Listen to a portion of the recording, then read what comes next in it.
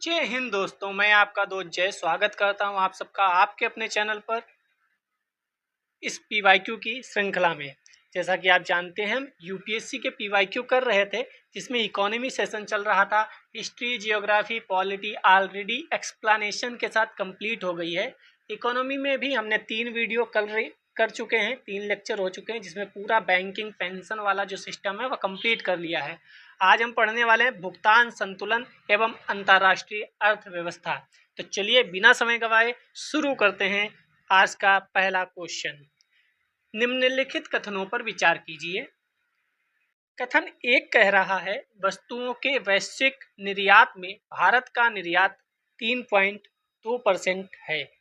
कथन 2 कह रहा है, भारत में कार्यरत अनेक स्थानीय कंपनियों एवं भारत में कार्यरत कुछ विदेशी कंपनियों ने भारत की उत्पादन आधारित प्रोत्साहन यानी पीएलआई जो चल रहा था, प्रोडक्शन लिंक्ड इंसेंटिव योजना का लाभ उठाया है।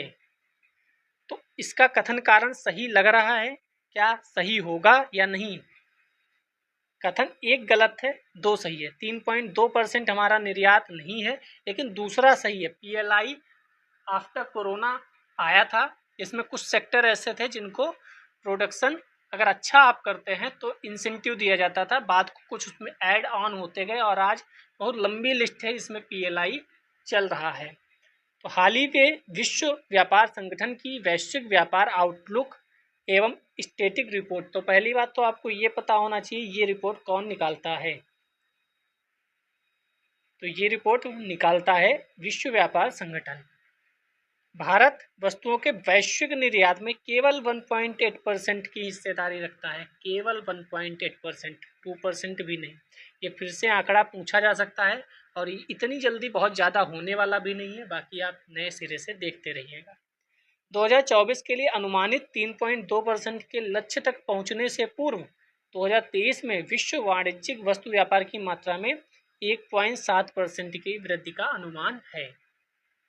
ठीक है, बाकी पीएलआई मैंने बता ही दिया, आफ्टर कोरोना आया था बूस्ट करने के लिए हमारे निर्यात को, हमारे प्रोडक्शन को। सेकंड क्वेश्चन पे चलते हैं।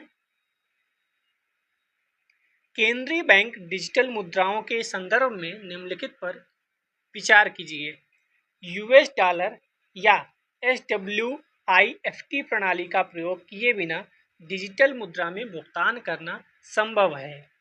दूसरा कह रहा है, कोई डिजिटल मुद्रा इसके अंदर प्रोग्रामिंग प्रतिबंध जैसे कि इसके व्यय के समय ढांचे के साथ वितरित की जा सकती है। कौन सा सही है? आप लोग पॉज करके खुद क्वेश्चन पढ़कर खुद आंसर देने का प्रयास किया करिए तो ज़्यादा बेहतर रहेगा। तो इसका आंसर सी है, 1 और 2 दोनों सही हैं। केंद्रीय बैंक डिजिटल मुद्रा के बारे में CBDC जिसे बोलते हैं, क्या है ये? इसका क्वेश्चन फिर से आ सकता है। यह एक केंद्रीय बैंक द्वारा जारी मुद्रा नोटों का एक डिजिटल रूप है, जो हमारा RBI अगर जारी कर दे तो उसको डिजिटल मुद्रा केंद्रीय बैंक की बोलते हैं। इसके अंतर्गत डिजिटल मुद्रा में भुगतान US डॉलर का उपयोग किए बिना होता है। यहाँ US डॉलर से कोई मतलब नहीं है, हम अपने अकाउंट से आपके अकाउंट में डिजिटली मुद्रा का रूपांतरण कर सकते हैं। CBDC को 2 व्यापक प्रकारों में वर्गीकृत किया गया है, एक है खुदरा और एक है थोक। सिंपल सा है, कोई दिक्कत नहीं। बाकी ये अब इतना ज़्यादा इम्पोर्टेंट नहीं है जो आएगा। करंट अफेयर्स में जो CBDC से रिलेटेड चीज़ें रहेंगी वहाँ आप ध्यान रखिएगा, क्योंकि डिजिटल मुद्रा हो चाहे आपका बिटकॉइन वगैरह हो, इन पे क्वेश्चन आते रहेंगे कुछ वर्षों तक। ठीक है, टोकन संस्करण क्या होता है ये भी आपको पता हो, स्मार्ट अनुबंध क्या है ये भी पता हो। ठीक है, 2022 का पहला क्वेश्चन देख लेते हैं। भारतीय अर्थव्यवस्था में निम्नलिखित कथनों पर विचार कीजिए। कर लेते हैं। अंकित प्रभावी विनिमय दर, जिसे नीर बोलते हैं, नॉमिनल इफेक्टिव एक्सचेंज रेट में वृद्धि रुपए की मूल्य वृद्धि को दर्शाता है। क्या नीर में अगर वृद्धि होगी तो रुपए की मूल्य वृद्धि होगी या नहीं? वास्तविक प्रभावी विनिमय दर यानी रीर, इसमें वृद्धि व्यापार प्रतिस्पर्धात्मकता में सुधार को दर्शाता है। अन्य देशों में मुद्रास्फीति के सापेक्ष घरेलू मुद्रास्फीति में बढ़ने की प्रवृत्ति नीर और रीर के बीच में वर्धमान अपसरण उत्पन्न करता है। कौन सा इसमें से सही है आपको बताना है। तो इसमें केवल 1 और 3 सही हैं, दूसरा गलत है। नीर और रीर हमेशा से इम्पोर्टेंट रहे हैं, आपको पता होना चाहिए। ऐसी टर्मिनोलॉजी कोई भी आए, नीर हो गया, रीर हो गया, ऐसे इस समय जो चल रही हैं स्वीप वाली, ये सब जो भी टर्मिनोलॉजी आती हैं वह सब आपको पता होनी चाहिए। ठीक है। नीर विदेशी मुद्राओं के संदर्भ में घरेलू मुद्रा के द्विपक्षीय विनिमय दरों को भारित औसत होता है, जबकि रीर मुद्रास्फीति के प्रभावों के लिए समायोजित। अरे मैं सिंपल बता दूं, नीर में एन है, रीर में आर है, यानी नीर में एन है, एन मतलब नेट, नेट ही होगा ना, नहीं नॉमिनल, सॉरी नॉमिनल, और आर मतलब रियल। तो जब मुद्रास्फीति को समायोजित कर देते हैं, महंगाई को समायोजित कर देते हैं, तो वो रियल बन जाता है। नहीं रियल कितना है, नॉमिनल तो हम बता देंगे 50 करोड़ रुपया मेरे पास है, कहा उसमें से पूछ ले कोई उधार कितना है भाई, मैं कहूँ सब उधार ही है, तो कहीं बचा क्या तुम्हारे पास, समझ रहे हो। वैसे ही कहानी यहाँ है, नॉमिनल का मतलब जो है पूरा, और रियल का मतलब जो मुद्रास्फीति निकालने के बाद बचता है वह। ऐसे क्वेश्चन बहुत ज़्यादा पूछे जाते हैं। आपने जीडीपी, एनडीपी इन सब को भी पढ़ा होगा, तो वहाँ भी एन और जी आता है, ग्रॉस और नेट। रीर का फार्मूला आपको पता होना चाहिए, रिलेशन दोनों में। तो रीर जो है वह नीर इंटू घरेलू मूल्य सूचकांक अपान विदेशी मूल्य सूचकांक जो होता है उसके बराबर होता है। चलिए दूसरा क्वेश्चन देखते हैं। भारत में कार्य कर रही विदेशी स्वामित्व की ई वाणिज्य फर्मों के संदर्भ में निम्नलिखित कथनों में से कौन सा सही है। यानी जो भारत में विदेशों की ई वाणिज्य फर्म है जो काम कर रही है उनके बारे में पूछा गया क्वेश्चन है। अपने प्लेटफॉर्मों को बाजार स्थान के रूप में प्रस्तुत करने के अतिरिक्त वे स्वयं अपने माल का विक्रय भी कर सकती हैं। जो प्लेटफॉर्म है वो दूसरों के ही माल को बेचेगा या खुद के माल को भी बेच सकता है। वे अपने प्लेटफॉर्मों पर किस अंश तक बड़े विक्रेताओं को स्वीकार कर सकते हैं या सीमित है। क्या यह सीमित है या नहीं, कौन सा सही है। तो डी सही है, दोनों गलत है, ना तो एक सही है ना तो दो सही है। यानी वह केवल प्लेटफॉर्म प्रोवाइडर हो सकते हैं, अपने माल को बेचने के लिए उन्हें अलग से परमिशन चाहिए होनी चाहिए। बाजार स्थान प्रदान करने वाली ई कॉमर्स संस्थाएं इन्वेंट्री यानी बेची जाने वाली वस्तुओं पर स्वामित्व का प्रयोग नहीं करेंगी। इन्वेंट्री पर इस तरह का स्वामित्व व्यवसाय को एक इन्वेंट्री आधारित मॉडल में प्रस्तुत करेगा।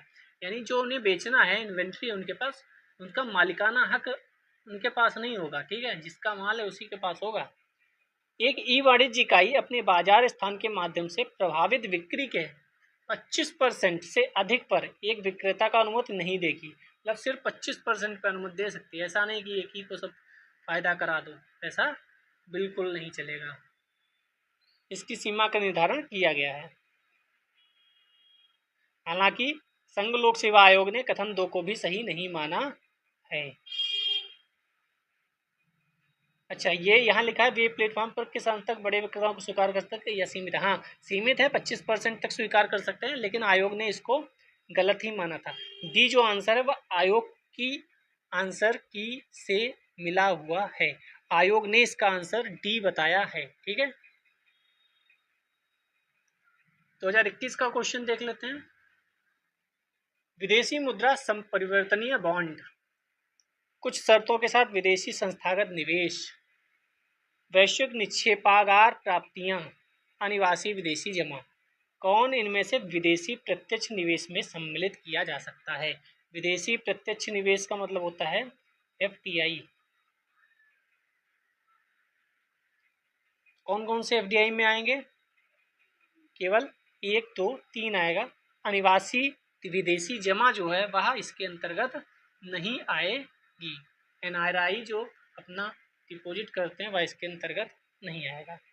तो समेकित FDI नीति 2020 के अनुसार विदेशी मुद्रा संपरिवर्तनीय बॉन्ड विदेशी प्रत्यक्ष निवेश में शामिल किए जाते हैं। विदेशी संस्थागत निवेश को विदेश प्रत्यक्ष निवेश में शामिल किया जाता है। उल्लेखनीय है कि विदेशी संस्थागत निवेश 24% की समग्र सीमा की शर्त के अधीन है। इस तरह वैश्विक डिपॉजिटरी रसीदें भारत में विदेशी निवेश का साधन है, लेकिन अनिवासी विदेशी जमा भुगतान जो है संतुलन खाते में एक ऋण सृजन प्रवाह है, सही नहीं है चौथा। ठीक है, चौथा सही नहीं है। नेक्स्ट क्वेश्चन पे चलते हैं 2020 का। यदि निकट भविष्य में दूसरा वैश्विक वित्तीय संकट होता है तो निम्नलिखित में से कौन से कार्य या नीतियां भारत को सबसे अधिक संभावना के साथ कुछ उन्मुक्ति प्रदान कर सकती हैं। ये कॉन्सेप्चुअल क्वेश्चन है, आपको कॉन्सेप्ट पता होने चाहिए इकोनॉमी के, तभी आप बढ़िया से परफॉर्म कर पाएंगे। तो जैसा कि कोरोना के समय संकट आया था, उसी के आधार पर ये क्वेश्चन बना हुआ है कि यदि निकट भविष्य में दूसरा वैश्विक वित्तीय संकट होता है तो निम्नलिखित में से कौन से कार्य या नीतियां भारत को सबसे अधिक संभावना के साथ कुछ उन्मुक्ति प्रदान कर सकती हैं। क्या अल्पकालीन विदेशी ऋणों पर निर्भर ना रहना, हम विदेशों पर निर्भर नहीं हैं उतना ज़्यादा विदेशी ऋण पर। क्या ये कुछ और विदेशी बैंकों का प्रारंभ करना, क्या ये पूंजी खाते में पूर्ण परिवर्तनीयता को बनाए रखना, कि ये कौन सा इसमें से सही है। तो इसका केवल एक आंसर सही है, अल्पकालीन विदेशी ऋणों पर निर्भर ना रहना सबसे ज़्यादा महत्वपूर्ण है, क्योंकि जितना विदेशों पर निर्भर रहेंगे उतना अगर कहीं भी कोई समस्या उत्पन्न होती है तो हमारे यहाँ भी वह समस्या उत्पन्न होगी, कहीं ना कहीं रिलेशन होगा। विदेशी बैंकों का प्रारंभ करो ना करो उससे इसका कोई लेना देना नहीं है। पूंजी खाते में पूर्ण परिवर्तनीयता हो या ना हो उससे हमारे घर का मामला है कह सकते हैं, तो उससे कोई दिक्कत नहीं है। यहाँ वैश्विक बात की गई है और वैश्विक का बात मतलब है विदेशी ऋणों पर निर्भर ना रहना। ठीक है, आगे चलते हैं। ये है, आप चाहें तो स्क्रीनशॉट ले सकते हैं। आगे बढ़ते हैं। स्वर्ण ट्रांस या रिजर्व ट्रांस क्या निर्दिष्ट करता है। मैंने ऊपर ही आपको बोला टर्मिनोलॉजी बहुत इंपॉर्टेंट है, चाहे वह हिस्ट्री हो चाहे वह इकोनॉमी हो। टर्मिनोलॉजी अगर आपको पता है तो बहुत ज़्यादा अच्छे से खेल जाएंगे आप। स्वर्ण ट्रांस या रिजर्व ट्रांस क्या निर्दिष्ट करता है। विश्व बैंक की ऋण व्यवस्था, केंद्रीय बैंक की किसी एक क्रिया को, WTO द्वारा इसके सदस्यों को प्रदत्त एक साख प्रणाली को, या IMF द्वारा इसके सदस्यों को प्रदत्त एक साख प्रणाली को। इनमें से कौन सा सही है। रिजर्व ट्रांस, तो IMF जो है वह चर्चा में रहता है। आपने देखा होगा IMF लोन देता है लोगों को, तब भी क्वेश्चन पूछ लिया जाता है। श्रीलंका को बेल आउट पैकेज दिया था तो भी क्वेश्चन पूछते हैं। तो ऐसे क्वेश्चन जो भी टर्म चर्चा में रहें वह आपको पता होने चाहिए। बिना सेवा शुल्क दिए अपने उद्देश्य के लिए IMF के सदस्य देश इसका उपयोग। नेक्स्ट चलते हैं, थर्ड नंबर क्वेश्चन। निम्नलिखित कथनों पर विचार कीजिए। कर लेते हैं विचार। नंबर 1, पिछले दशक में भारत श्रीलंका व्यापार के मूल्य में सतत वृद्धि हुई है। सतत मतलब क्या होता है, लगातार। दूसरा कह रहा है भारत और बांग्लादेश के बीच होने वाले व्यापार में कपड़े और कपड़े से बनी चीजों का व्यापार प्रमुख है। यस, प्रमुख है। पिछले 5 वर्षों में दक्षिण एशिया में भारत के व्यापार का सबसे बड़ा भागीदार नेपाल रहा है। क्या ऐसा हो सकता है। तो 20 का आंसर सही है, केवल 2, क्योंकि नेपाल नहीं रहा है सबसे बड़ा व्यापार भागीदार। सतत मतलब लगातार, तो जहां भी आए वहां पर आप कट कर दो। अधिकतर जगह बात पूरी सुन लीजिएगा, अधिकतर जगह, कई जगह लगातार शब्द सही हो जाता है। इसमें केवल दूसरा सही है, हमारे और बांग्लादेश के बीच में व्यापार का ही है। आप हिस्ट्री में भी पढ़ते होंगे कि ढाका एक बहुत मजबूत स्तंभ था कपड़ों का, और आज भी है। आज भी बांग्लादेश की बहुत ज़्यादा इकोनॉमी जो है वह कपड़ों पे चलती है, जो फॉरेक्स है वह कपड़ों की वजह से आता है। ठीक है, तो ऐसे क्वेश्चन करंट में रहते हैं, आपको वो पता होने चाहिए। नेक्स्ट, भारत में प्रत्यक्ष विदेशी निवेश के संदर्भ में निम्नलिखित में से कौन सी उसकी प्रमुख विशेषता मानी जाती है। प्रत्यक्ष विदेशी निवेश जो भारत में, उसका क्या प्रमुख विशेषता है। यह मूलतः किसी सूचीबद्ध कंपनी में पूंजीगत साधनों द्वारा किया जाने वाला निवेश है, या यह मुख्यतः ऋण सृजित न करने वाला पूंजी प्रवाह है, या यह ऐसा निवेश है जिससे ऋण समाशोधन अपेक्षित होता है, या यह विदेशी संस्थागत निवेशकों द्वारा सरकारी प्रतिभूतियों में किया जाने वाला निवेश है। तो इसका बी आंसर सही होगा। ठीक है, बी आंसर सही है, या मुख्यतः ऋण सृजित ना करने वाला पूंजी प्रवाह है। ये ऋण सृजित नहीं करता। ठीक है, बाकी एफडीआई क्या होता है ये सिंपल आपको पता होना चाहिए, इसमें कुछ समझाने वाला नहीं है। वर्तमान में भारत के अंतर्राष्ट्रीय व्यापार के संदर्भ में निम्नलिखित में से कौन सा कथन सही है? वर्तमान में यानी फिर ये करंट अफेयर्स का ही क्वेश्चन है। ठीक है, भारत के माल का निर्यात माल के आयात से कम है। क्या माल का निर्यात जो है आयात से कम होगा? हाँ, आयात से कम ही है, निर्यात ज़्यादा है हमारा नहीं। भारत के माल का निर्यात माल के आयात से कम, हाँ निर्यात कम है आयात ज़्यादा है, तो निर्यात तो कम है ही, ये तो सही है। ऐसे कन्फ्यूजन होती है एग्जाम में। भारत के लोहे व इस्पात रसायन उर्वरक मशीनों के आयात में हाल के वर्षों में कमी आई है। ये भी हो सकता है हाल में के वर्षों में कमी आई हो, क्योंकि हम लोगों ने कितना ज़्यादा मेक इन इंडिया चलाया है। भारत की सेवाओं का निर्यात सेवाओं के आयात से अधिक है। यस, ये तो कंफर्म होना चाहिए। हम सेवाओं का जो निर्यात है वह ज़्यादा करते हैं, आयात कम करते हैं। भारत को कुल मिलाकर व्यापार चालू खाते का घाटा हो रहा है। यस, यह भी सही होना चाहिए हमारे अकॉर्डिंग। हाँ, तो 1 3 4 सही है। यस, हमारा घाटा होता है हर बार। तो भारत के लोहे इस्पात का जो कमी आई है वो गलत है। हमारे यहाँ लोहा इस्पात और रसायन उर्वरक मशीन फार्मास्यूटिकल और ये सब ऑटोमोबाइल सेक्टर भी अब ठीक ठाक निर्यात करने लगा है। ये सब हम बहुत बढ़िया निर्यात करते हैं। तो यहाँ से समझ में क्या आया? हमें एक्सपोर्ट इम्पोर्ट का जो करंट डेटा हो वह आपको पता होना चाहिए। ठीक है, यहाँ भी आप देखो वही करंट डेटा ही था कि हम किसके साथ व्यापार कर रहे हैं, किसके साथ कितना क्या। ठीक है, हालांकि लोक सेवा आयोग ने इस प्रश्न को मूल्यांकन से बाहर कर दिया था, ये भी ध्यान रखिएगा। नेक्स्ट क्वेश्चन, व्यापार संबंधित निवेश उपायों के संदर्भ में निम्नलिखित कथनों में से कौन सा सही है? व्यापार संबंधित निवेश उपायों ट्रिम्स के संदर्भ में निम्नलिखित कथनों में कौन सा सही है? नंबर 1, विदेशी निवेशकों द्वारा किए जाने वाले आयात पर परिमाणात्मक निर्बंधन निषिद्ध होते हैं। नंबर 2, ये वस्तुओं एवं सेवाओं दोनों के व्यापार से संबंधित निवेश उपायों पर लागू होते हैं। नंबर 3, ये विदेशी निवेश के नियमन से संबंधित नहीं है। कौन सा इसमें से सही है? सी आंसर सही होगा, 1 और 3। दूसरा गलत है क्योंकि ये दोनों पर नहीं लगते हैं। पढ़ लेते हैं, विदेशी निवेशकों द्वारा किए जाने वाले आयात पर ये लगता है या सिर्फ वस्तुओं के व्यापार से संबंधित निवेश उपायों पर लगता है, ना कि सेवाओं पर नहीं लगता। नेक्स्ट क्वेश्चन चलते हैं, 2019 में पूछा गया, निम्नलिखित कथनों पर विचार कीजिए। कर लेते हैं विचार। भारत का अधिकांश विदेशी ऋण सरकारी सत्तों के ऋणी होने के द्वारा है। क्या अधिकांश विदेशी जो ऋण है वह सरकारी सत्तों के ऋणी होने के द्वारा है? भारत का सारा विदेशी ऋण यूएस डॉलर के अरे भाई, ये तो मतलब ना पढ़ाओ तब भी आप सही कर देंगे।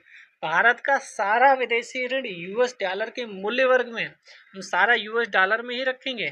नहीं, दूसरा गलत है। अधिकांश सरकारी नहीं, प्राइवेट उसमें है, तो दोनों गलत है।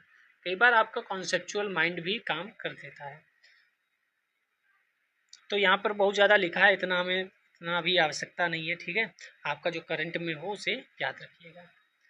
नंबर 2 चलते हैं। भारत के संदर्भ में मुद्रा संकट के जोखिम को कम करने में निम्नलिखित में से किन कारकों का योगदान है? मुद्रा संकट के जोखिम को कम करने में तो भारत के आईटी सेक्टर के विदेशी मुद्रा अर्जन का, सरकारी व्यय के बढ़ने का, विदेशस्थ भारतीयों द्वारा भेजे गए धन का। तो सरकारी व्यय को बढ़ाओगे उससे कुछ लेना देना है नहीं, तो 1 और 3 सही है। सरकारी व्यय बढ़ाओ या घटाओ उससे मुद्रा संकट क्या क्या फर्क पड़ेगा? विदेशी मुद्रा आने या ना आने तो कोई वो थोड़ी होगा। ठीक है, तो विदेशी भारतीय द्वारा भेजे गए धन, हाँ एफडीआई नहीं, जो विदेश में हमारे लोग हैं वह सब हमें डॉलर भेजते हैं, कमा कमा कर अपने घरों पे पैसा भेजते हैं, वह बहुत ज़्यादा महत्वपूर्ण है भारत के लिए। आपको पता नहीं होगा शायद, जो लोग बाहर से, अगर आप नए तो नहीं पता होगा, बाकी तो पता होगा, जो बाहर से रुपया आता है ना, लोग कमा कमा के भेजते हैं, जो लोग बाहर काम करने जाते हैं, उसकी वजह से हमारा देश बहुत मजबूत हो रहा है। ठीक है, हालांकि वो अलग बात है, वह यहाँ होते तो और बेहतर कर सकते थे, लेकिन वहाँ से भी जो भेज रहे हैं, तभी इस बार का थीम भी था, थीम जो था अनिवासी भारतीयों के लिए बहुत बढ़िया थीम था कि जो बाहर लोग हैं वह भी महत्वपूर्ण है देश के लिए। इससे हमारा फॉरेक्स रिजर्व मजबूत होता है, हमारे पास डॉलर आते हैं, ठीक है। और ये आईटी सेक्टर में जो विदेशी मुद्रा अर्जन हो रहा है, हमारे आईटी सेक्टर में बहुत ज़्यादा लोग जॉब कर रहे हैं। आप नोएडा देख लो, आप बेंगलुरु देख लो, तो वह भी डॉलर को भारत में मंगा रहे हैं काम कर कर। थर्ड क्वेश्चन देखते हैं, पंजीकृत विदेशी पोर्टफोलियो निवेशकों द्वारा उन विदेशी निवेशकों को जो स्वयं को सीधे पंजीकृत कराए बिना भारतीय स्टॉक बाजार का हिस्सा बनना चाहते हैं, निम्नलिखित में से क्या जारी किया जाता है। जो निवेशक जो हैं वह पंजीकृत कराए बिना अगर आते हैं तो उन्हें सहभागिता पत्र जारी किया जाता है, पार्टिसिपेटरी नोट जारी किया जाता है। आपको ये चारों पता होना चाहिए, जमा प्रमाण पत्र, वाणिज्यिक पत्र, वचन पत्र और पार्टिसिपेटरी नोट, दोनों। पी नोट भी एक होता है, ठीक है, पी नोट वो आ जाएगा तो आप कंफ्यूज मत होइएगा। अगला देखते हैं 2017 में, कभी कभी समाचारों में दिखाई पड़ने वाले घरेलू अंश आवश्यकता यानी डोमेस्टिक कंटेंट रिक्वायरमेंट पद का संबंध किससे है। हमारे देश में सौर शक्ति उत्पादन का विकास करने से, हमारे देश में विदेशी टीवी चैनलों को अनुज्ञप्ति प्रदान करने से, हमारे देश में खाद्य पदार्थों को अन्य देशों को निर्यात करने में, या विदेशी शिक्षा संस्थाओं को हमारे देश में अपने परिसर स्थापित करने की अनुमति देने से। डोमेस्टिक कंटेंट रिक्वायरमेंट किससे संबंधित है? ए से। हमारे देश में जो सौर शक्ति उत्पादन का विकास है उससे संबंधित है, ठीक है। ये भी करंट में ही रहा था, तब क्वेश्चन पूछा गया था। नेक्स्ट क्वेश्चन, राष्ट्रीय बौद्धिक संपदा अधिकार नीति के संदर्भ में निम्नलिखित कथनों पर विचार कीजिए। यह दोहा विकास एजेंडा और ट्रिप्स समझौते के प्रति भारत की प्रतिबद्धता को दोहराता है। दूसरा, औद्योगिक नीति और संवर्धन विभाग भारत में बौद्धिक संपदा अधिकारों के विनियमन के लिए नोडल एजेंसी है। क्या औद्योगिक नीति और संवर्धन विभाग होना चाहिए नोडल एजेंसी? तो इसका आंसर सी सही है, 1 और 2 दोनों सही है। ये करंट अफेयर्स में चीज़ें रहती हैं वही पूछी जाती हैं। पहले आपको पूरा इकोनॉमी पता हो, कॉन्सेप्चुअल क्लियर हो आप, ठीक है, फिर आप करंट अफेयर्स को रिलेट करते रहें।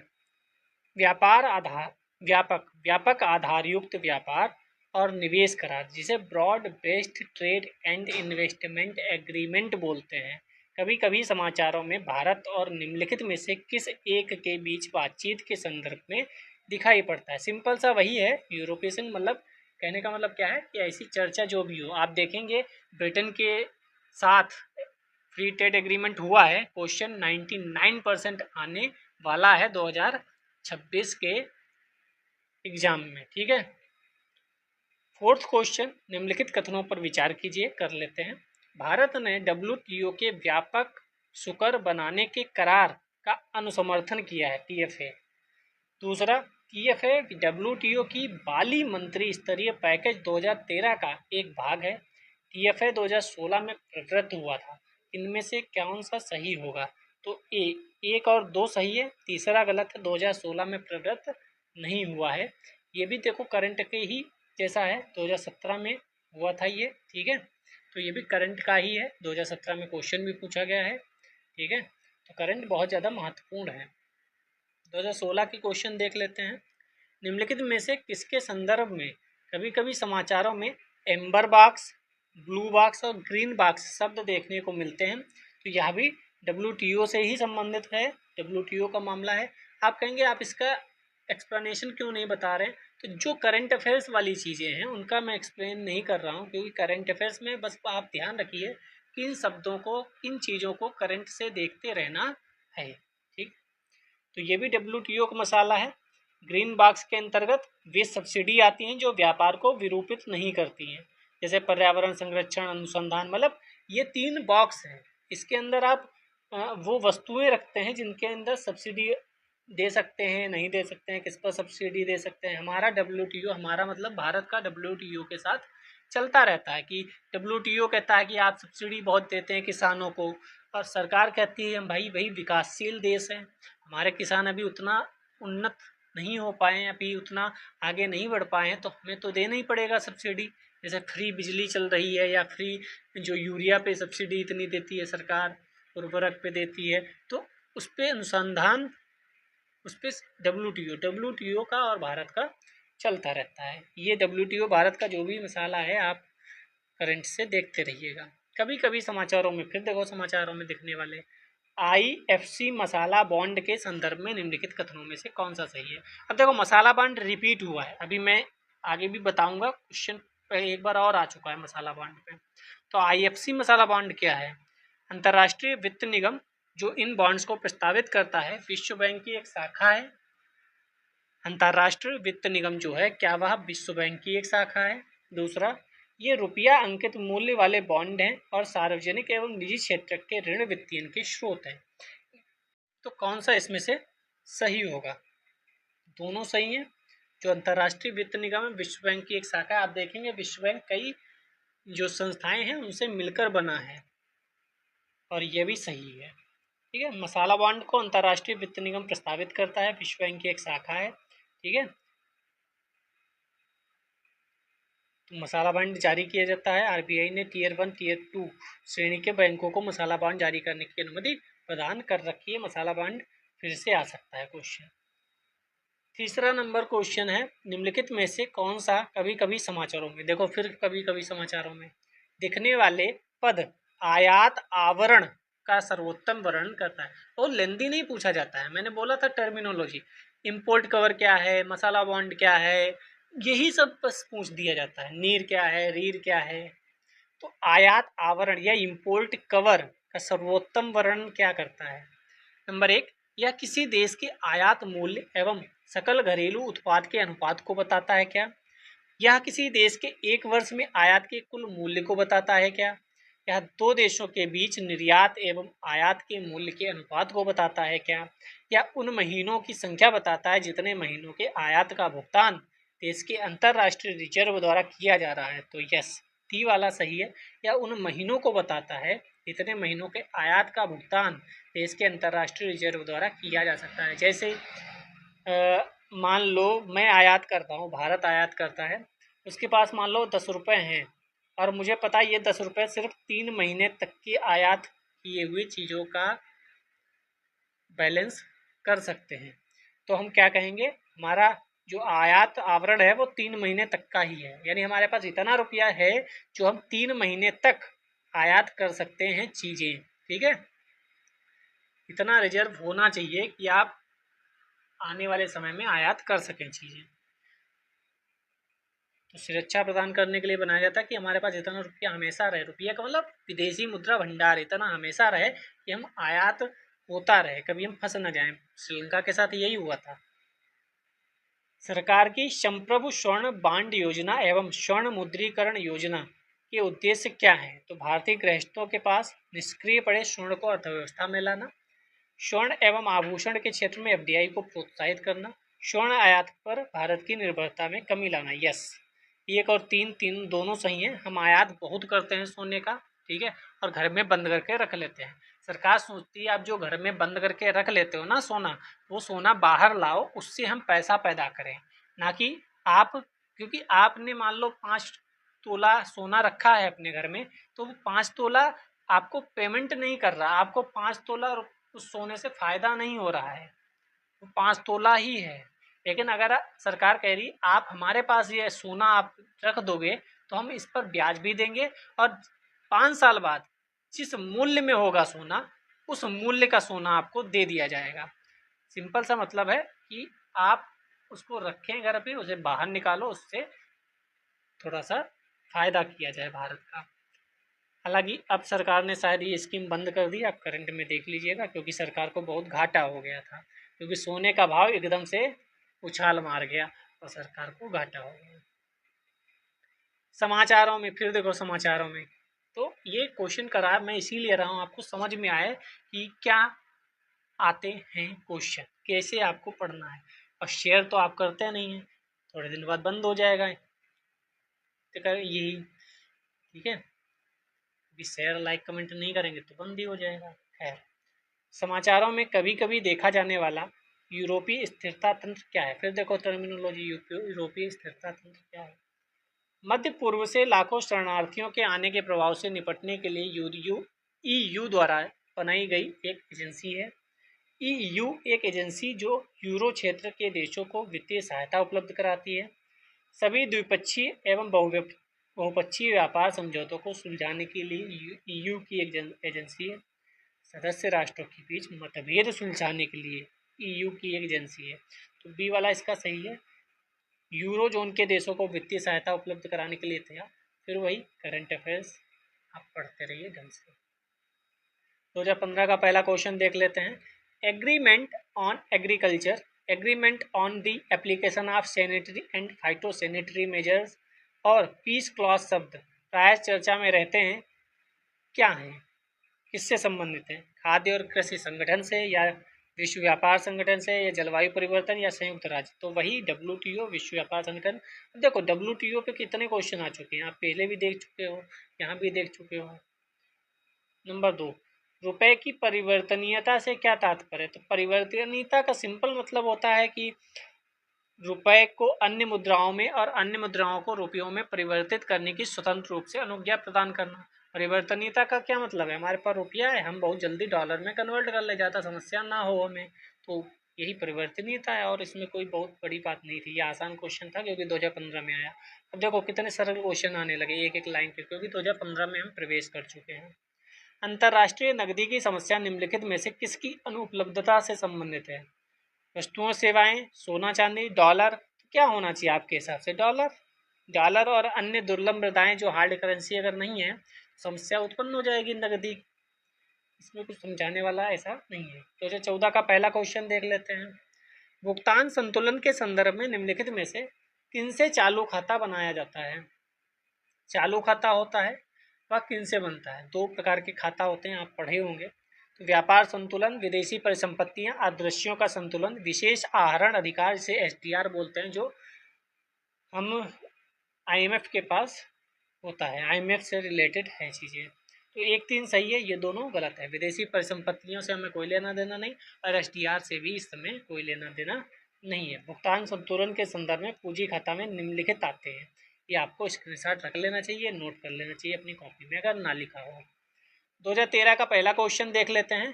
किसी देश का भुगतान संतुलन किसका व्यवस्थित अभिलेख है? जैसे देखो भुगतान संतुलन के बारे में पूछ लिया। किसी निर्धारित समय के दौरान सामान्यतः 1 वर्ष में किसी देश का समस्त आयात और निर्यात का लेन देन, किसी वर्ष में एक देश द्वारा निर्यात की गई वस्तुएं, ये तो सिंपल है। ए वाला, कितना हम आयात करते हैं कितना निर्यात करते हैं, उसी का भुगतान संतुलन होता है। मान लो 100 रुपये का हमने आयात किया, 100 रुपये का निर्यात किया, तो हमारा आयात संतुलन बना हुआ है। अगर 100 रुपये की जगह 90 रुपये का आयात किया और 100 रुपये का निर्यात किया तो 10 रुपये प्रॉफिट में है, और यही 100 रुपये का आयात किया 90 रुपये निर्यात किया तो हम 100 रुपये के घाटे में आ जाते हैं। नेक्स्ट देखो आसान क्वेश्चन आ गए, क्योंकि हम 10 11 12 तक पहुंच गए हैं। विदेशी निम्नलिखित में से कौन से पूंजीगत लेखा की रचना करते हैं? विदेशी ऋण, प्रत्यक्ष विदेशी निवेश, पोर्टफोलियो निवेश, या निजी प्रेषित धन? तो बी वाला सही होगा। निजी प्रेषित धन से इसमें कोई लेना देना नहीं है, वो मैंने बोला था। ठीक है, पिछली बार भी क्वेश्चन ऐसा इससे रिलेटेड आया था, तो वहाँ भी बताया था हमने। तो विदेशी ऋण, प्रत्यक्ष विदेशी निवेश, पोर्टफोलियो निवेश जो है वो पूंजीगत लेखा में लिखे जाते हैं। निजी प्रेषित धन पूंजीगत में नहीं लिखा जाता है। राजस्व, पूंजीगत, ये आपको दोनों याद रहने चाहिए। नेक्स्ट क्वेश्चन, भारत की विदेशी मुद्रा आरक्षित निधि में निम्नलिखित में से कौन सा एक मद समूह सम्मिलित है? क्या क्या है विदेशी मुद्रा आरक्षित निधि में? क्या विदेशी मुद्रा परिसंपत्ति है? विशेष आहरण अधिकार SDR है? विदेशों से ऋण है क्या? विदेशी मुद्रा परिसंपत्ति है क्या? भारतीय रिजर्व बैंक द्वारा धारित स्वर्ण है क्या? SDR है क्या? यस। विदेशी मुद्रा परिसंपत्ति विश्व बैंक द्वारा ऋण नहीं होना चाहिए, इसका बी आंसर सही होना चाहिए। यहाँ भी ऋण है, ऋण नहीं होगा, यहाँ भी ऋण है, ऋण की कोई लेना देना नहीं, यहाँ भी ऋण है, ऋण को काट दो, ऋण का कोई लेना देना नहीं है विदेशी मुद्रा आरक्षित निधि में। हमारे पास क्या क्या होता है विदेशी मुद्रा आरक्षित निधि में? पहले तो गोल्ड होता है, अगर हमारे पास गोल्ड है तो उसको भी काउंट करेंगे, गोल्ड बेच के हम डॉलर खरीद सकते हैं। दूसरा, डॉलर तो अपने आप है ही, ठीक है। तीसरा, SDR जो हमारे IMF के पास मनी रखी होती है वो। ठीक है, और डॉलर के साथ और भी जो भी करेंसियाँ हैं वह सब, ठीक है, डॉलर अकेला नहीं, बाकी जो भी करेंसियाँ वह सब, तो ये सब आएंगी हमारे विदेशी मुद्रा आरक्षित निधि में। नेक्स्ट क्वेश्चन देखते हैं 2012 का पहला क्वेश्चन, निम्नलिखित में से किन परिस्थिति में पूंजीगत लाभ हो सकते हैं? पूंजीगत लाभ कब होंगे? जब किसी उत्पाद के विक्रय में वृद्धि हो, यस विक्रय में वृद्धि होगी, पूंजीगत लाभ होंगे। क्या ऐसा है? नहीं, देखते हैं। जब किसी संपत्ति के मूल्य में प्राकृतिक वृद्धि हो, जब आप कोई रंगचित्र खरीदें, उसकी लोकप्रियता बढ़ने के कारण उसके मूल्य में वृद्धि हो, तो बी आंसर सही होगा। 2 और 3 पहला गलत होगा। क्यों?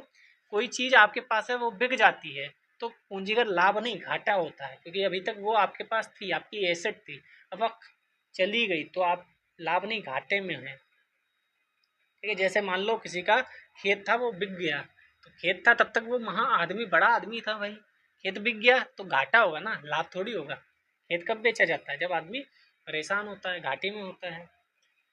निम्नलिखित में से कौन सी बातें भारत में विदेशी प्रत्यक्ष निवेश में समाविष्ट होंगी? विदेशी प्रत्यक्ष निवेश, भारत में विदेशी कंपनियों की सहायक कंपनियां, भारतीय कंपनियों में बहुसंख्यक विदेशी इक्विटी धारण, पोर्टफोलियो निवेश, विदेशी कंपनियों द्वारा अनन्य रूप से वित्त पोषित कंपनियां। क्या क्या होगा? सभी होंगे नहीं, चौथा नहीं होगा। पोर्टफोलियो निवेश दूसरा होता है, बाकी सब विदेशी प्रत्यक्ष निवेश में आएंगे। विदेशी प्रत्यक्ष निवेश मतलब एफडीआई, और पोर्टफोलियो निवेश एफपीआई, दोनों में अंतर है, आपने पढ़ा होगा।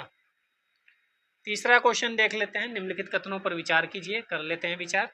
किसी मुद्रा का अंतर्राष्ट्रीय बाजार में मूल्य विश्व बैंक निर्धारित करता है। क्या विश्व बैंक निर्धारित करता है? नहीं। संबंधित देश द्वारा प्रदत्त वस्तुओं सेवाओं की कितनी मांग है, इससे निर्धारित होता है। देश की सरकार की स्थिरता से भी निर्धारित होता है। देश की आर्थिक संभाव्यता से भी निर्धारित होता है। तो बी है। 2 और 3 सही है, क्योंकि स्थिर सरकार होगी तो लोग विदेशी निवेश ज़्यादा आएगा।